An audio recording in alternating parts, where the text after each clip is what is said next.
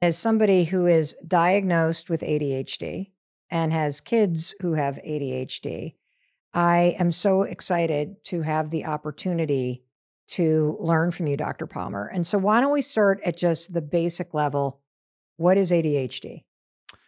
So ADHD is a condition that has to begin before age 12 and has to last at least 6 months. Right now, the diagnostic criteria require that symptoms must have begun before age 12. It doesn't mean that anybody recognized them. It doesn't mean that anybody diagnosed them or treated them. But the symptoms fall into two main categories.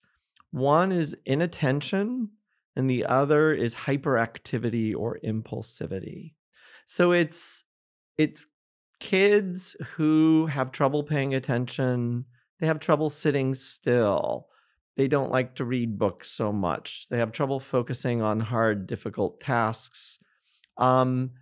Sometimes they have trouble even playing with other kids quietly. They're the ones running around, fidgeting, knocking things down, climbing all over things. They can be the life of the party when there's a party, but when people are expecting peace and quiet, it's not a party anymore, and they can be seen as hyperactive or disruptive. I read in my own research that the way that symptoms appear can be very different for boys and girls. Can you talk a little bit about that? It can be. So traditionally, most people think of boys as having more of the hyperactive and impulsive symptoms. And so those are easier to recognize and diagnose because you see it. They're running around, they're getting into trouble. It's the leg going. They're falling down, they're fidgeting, all of that stuff. It's obvious.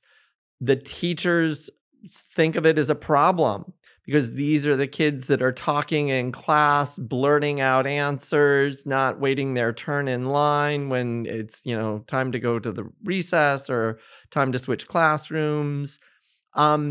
So they're often seen as discipline problems, and so they often get recognized and then treated. For the people who have primarily the inattentive type of ADHD, which tends to be more girls, but boys can have it as well, if they don't really have many of the symptoms of impulsivity or hyperactivity, they can be unrecognized and unnoticed.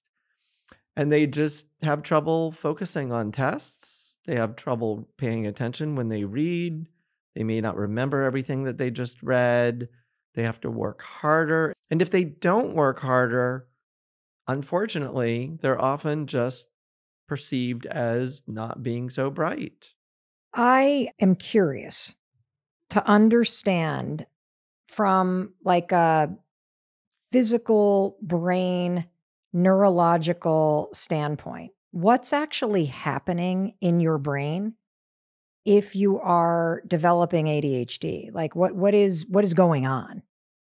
So the easiest way to explain it is that with all mental illnesses or, the mental health diagnoses. Would you call this a mental illness?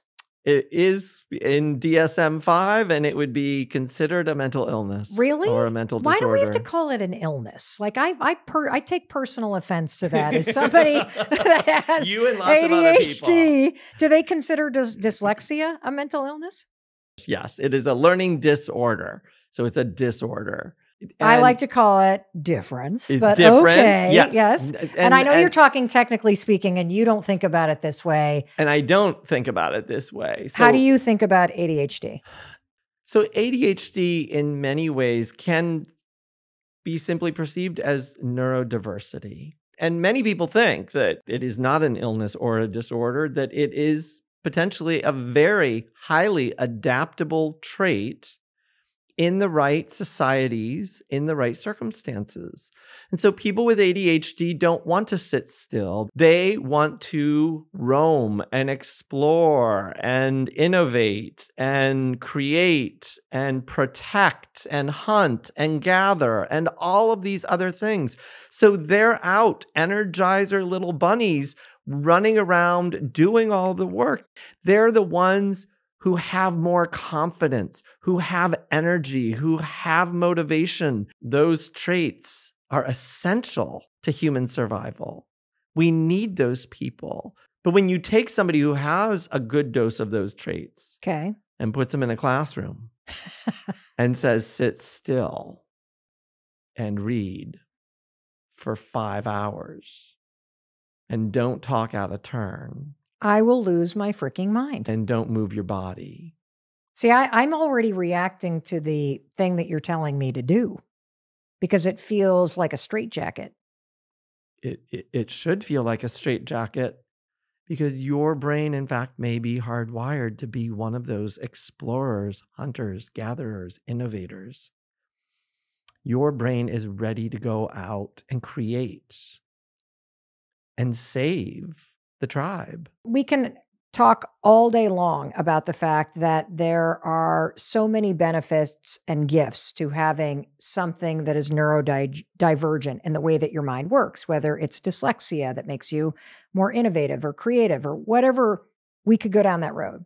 But what I really want to understand before we talk about your recommendations and the exciting new treatments that are available that you should be considering is what is actually happening in the functioning of your brain when you are somebody that has ADHD or this inability to focus. The easiest way to explain it is that there are going to be some brain regions that are overactive and some brain regions that are underactive. Okay. So brain regions that help people focus and concentrate are likely going to be underactive, meaning that if we compare them to the brains of people who are able to sit still and learn for 5 hours, people with ADHD have differences. So the frontal lobes and the striatum, which is involved somewhat in emotion regulation and other tasks, those seem to be the networks most affected. But the reality is there is no universal brain scan for any mental health, neurodivergent condition. So there's no brain scan that we can do to say whether you have ADHD or don't have ADHD. So it can be highly variable, highly different. So some people might be able to focus on some things. Some people might have hyperactivity, others may not.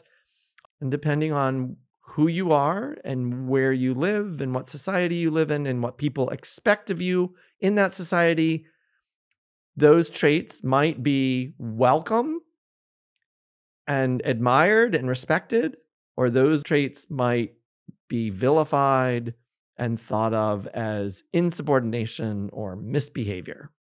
Well, that was exactly the experience that we had with our son. And I know for you listening, you may have had that experience yourself or know somebody that was the problem kid or always acting out or interrupting or couldn't focus. And it turned out to be this issue around attention. And as a Harvard psychiatrist, when somebody comes into your office and you're meeting with a patient and it's very clear that they have indicators that ADHD is something that they may be struggling with, what is the realm of options that you have at your disposal to help somebody function at a better level or a happier level when they are neurodivergent in this way? So most people would get a full kind of diagnostic interview and workup. And so we're going to look for any other comorbid disorders like depression, anxiety, other things. Why would those be comorbid? So those are very commonly comorbid, actually. Why? It turns out that if you have any DSM-5 diagnostic label, you're more likely to have more than one. About 50% of Americans who have one have more than one. And for people who actually seek treatment, on average, people have about 3 to 4 different diagnostic labels. So it means that if you've got ADHD, there's a very high likelihood you might also have dyslexia, like you mentioned, or you might also have an anxiety disorder or depression or bipolar disorder or conduct disorder, but all the way to even more serious neurological conditions like autism spectrum disorder or seizures.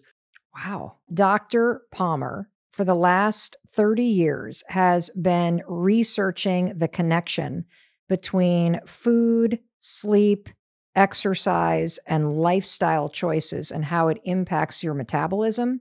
And the medical community and mental health community is extraordinarily excited about the fact that you can improve your brain functioning and improve mental wellness by changing your diet, by increasing exercise and prioritizing sleep and getting yourself off of substances that are ruining your health. And so I guess I want to go backwards, because one of the other things that you said in our first conversation was that a root cause of all mental illness and brain misfiring issues is metabolism issues, metabolic issues, that anything mental, everybody, we think from the neck up.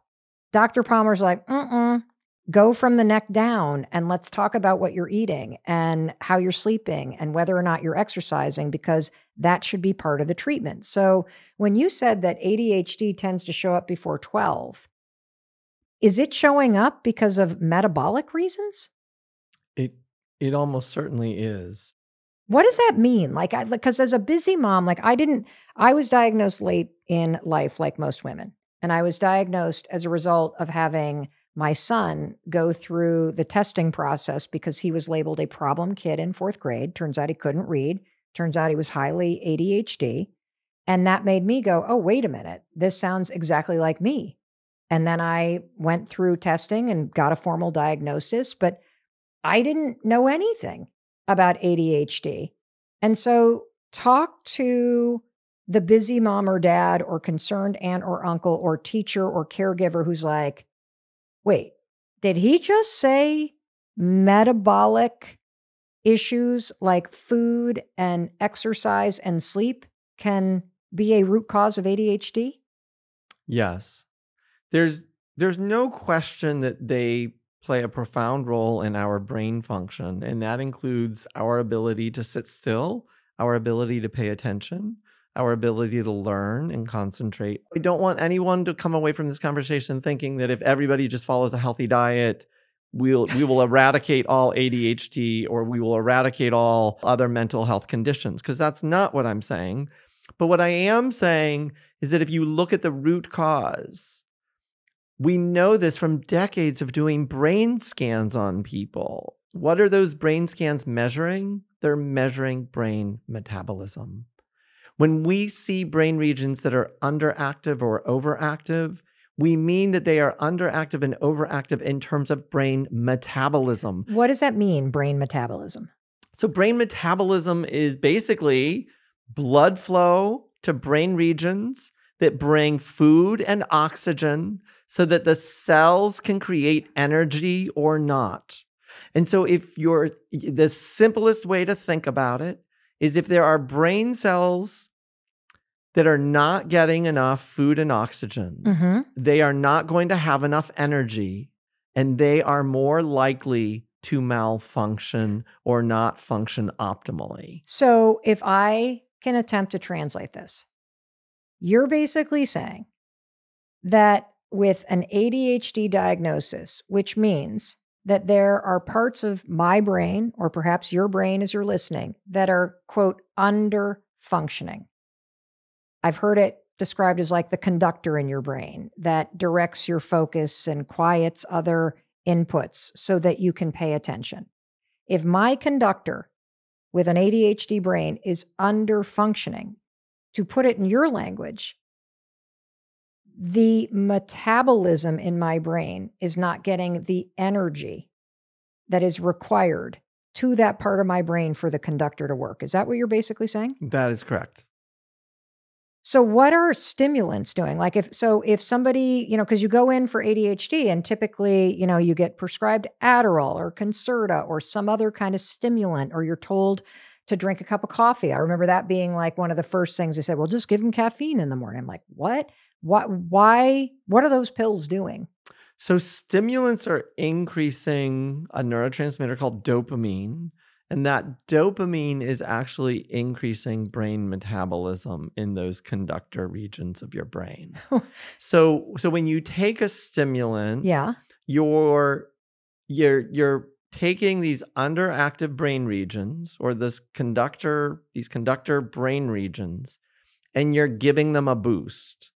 You are stimulating them, which means stimulating their metabolism, which means giving them more energy so that they work more robustly. So the drugs that are prescribed for ADHD are just increasing my brain metabolism?